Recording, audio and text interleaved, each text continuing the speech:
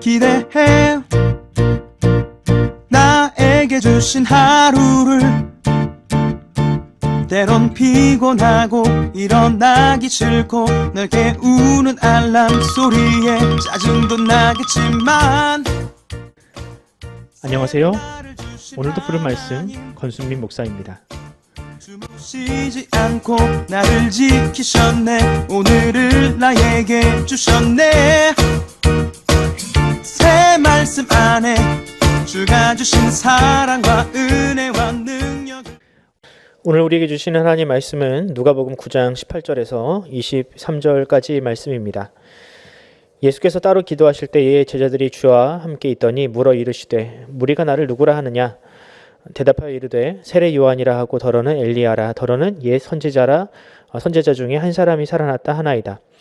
예수께서 이르시되 너희는 나를 누구라 하느냐? 베드로가 대답하여 이르되 하나님의 그리스도이시니이다 하니 경고하사 이 말을 아무에게도 이르지 말라 명하시고 이르시되 인자가 많은 고난을 받고 장로들과 대제사장들과 서기관에게 버림받아 죽임을 당하고 제3일에 살아나야 하리라 하시고 또 우리에게 이르시되 아무든지 나를 따라오려거든 자기를 부인하고 날마다 제 십자가를 지고 나를 따를 것이니라. 아멘.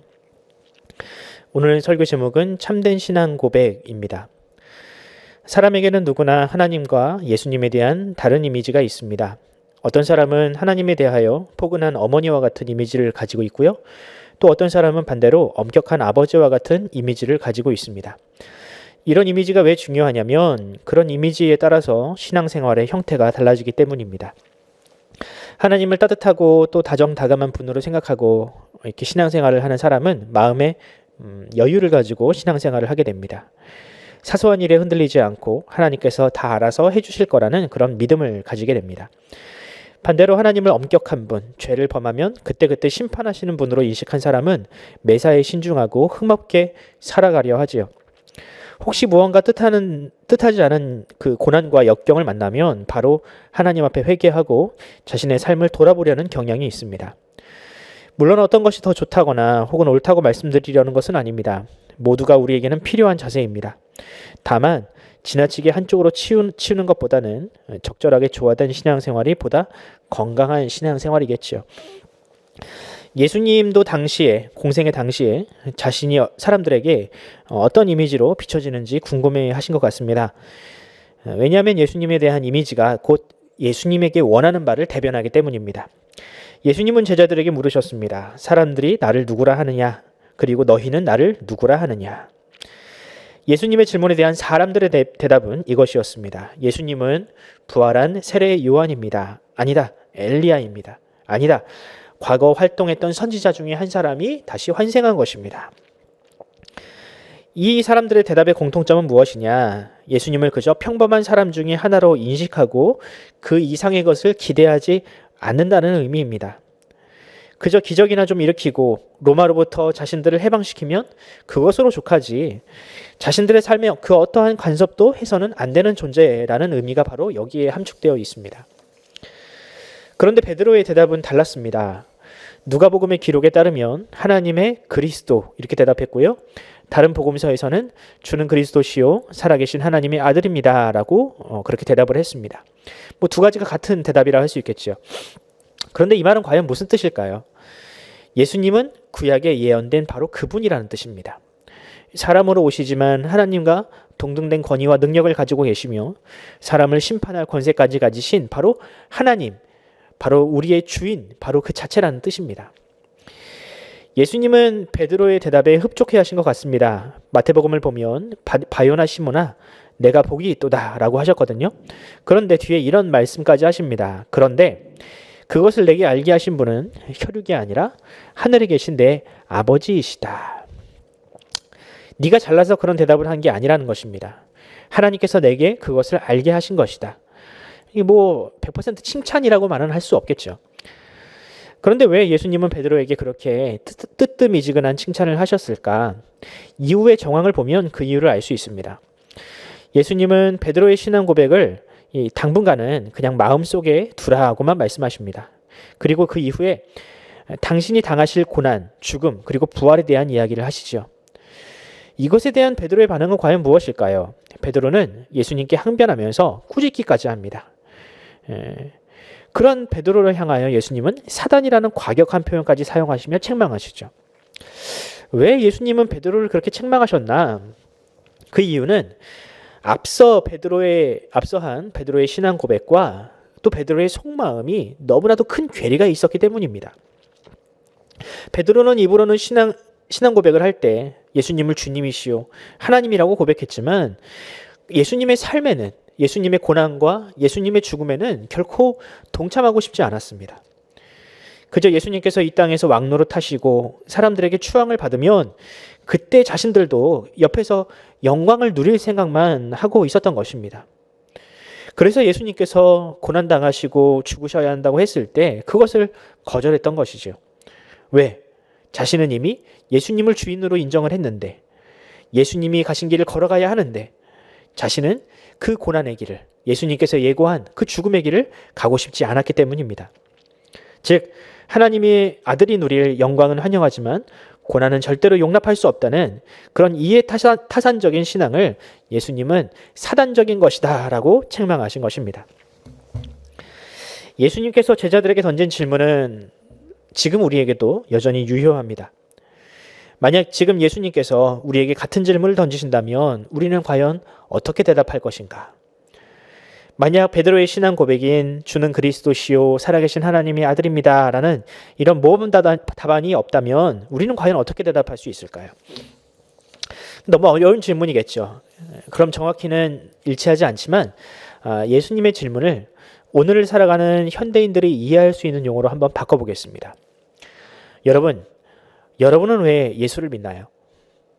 여러분은 왜 교회를 다닙니까? 여러분은 예수님께 무엇을 기대하고 계십니까? 이 질문에 대한 우리의 대답은 무엇일까요? 아마 여러 가지 대답이 있겠지요. 복받고 은혜 받고 또 병이 낫고 싶어서, 사업이 잘 되고 싶어서, 인맥을 넓히고 싶어서. 당시 사람들이 예수님에게 세례 요한, 엘리야, 기타 등등의 선지자라고 대답한 것처럼 오늘날에도 참 다양한 이유로 교회를 출석하고 또 스스로를 신자라고 대답을 합니다.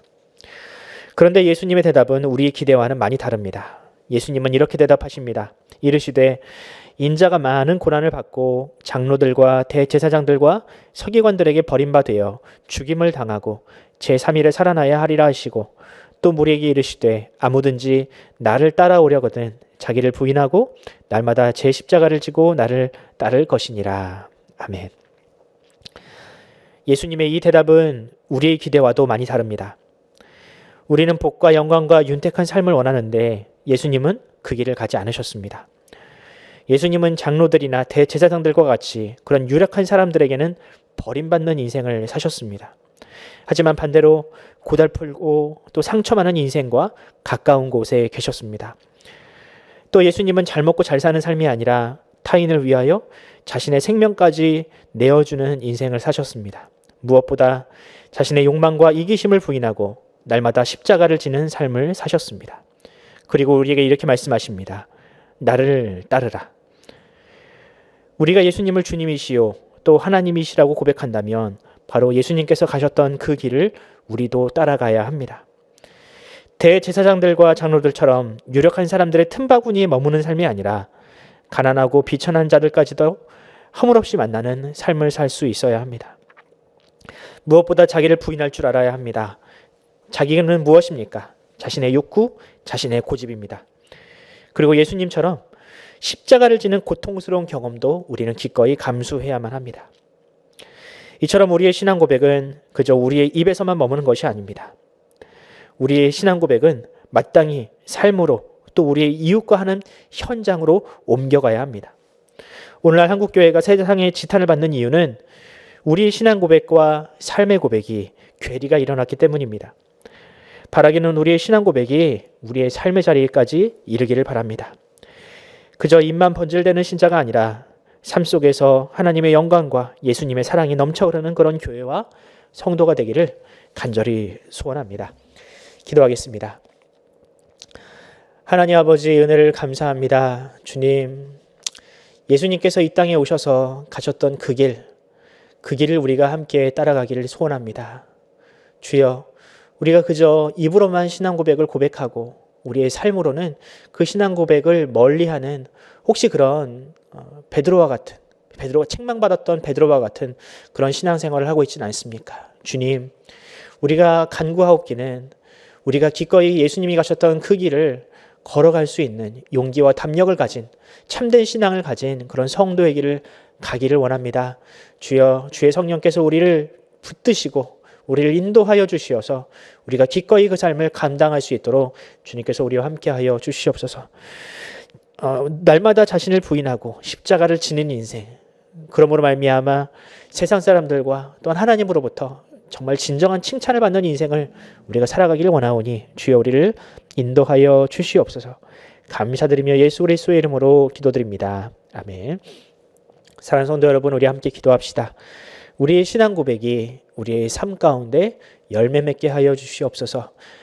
세상의 지탄을 받고 있는 한국교회가 그 믿음의 분량대로 또한 삶의 그 신앙의 고백대로 세상을 이롭게 하고 이웃을 사랑하는 그런 정말 아름다운 공동체가 되게 달라고 기도해 주시기를 바랍니다.